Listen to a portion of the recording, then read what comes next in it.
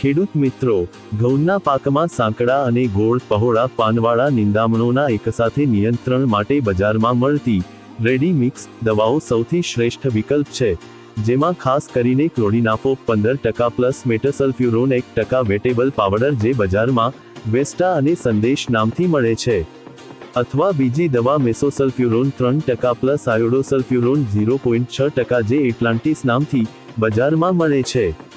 આ દવાઓ ખૂબ જ અસરકારક પરિણામ આપે છે।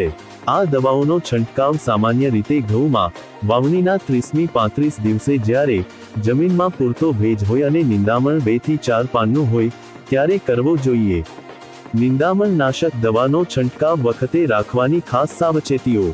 જમીનમાં પૂરતો ભેજ હોવો ખૂબ જ જરૂરી છે। પાણીનું પ્રમાણ 1 એકરમાં ઓછામાં ઓછું 150 થી 200 લીટર ચોખ્ખું પાણી વાપરવું। ઓછું પાણી વાપરવાથી દવાનું રિઝલ્ટ મળતું નથી।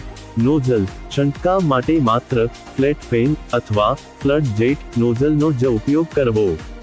ગોળ ફુવારાવાળી નોઝલનો ઉપયોગ ટાળવો। હવામાન જ્યારે પવન વધુ હોય ત્યારે છંટકાવ ન કરવો, કારણ કે દવા ઉડીને બાજુના પાક જેમ કે રજકો કે ચણાને નુકસાન કરી શકે છે। આમ તો જમીન અને પાકના સ્વાસ્થ્ય માટે હાથથી નિંદામણ સર્વોત્તમ છે, પણ આજના સમયમાં ખર્ચ અને સમય બચાવવા માટે દવાનો સમજદારીપૂર્વકનો ઉપયોગ વધુ અનુકૂળ રહે છે।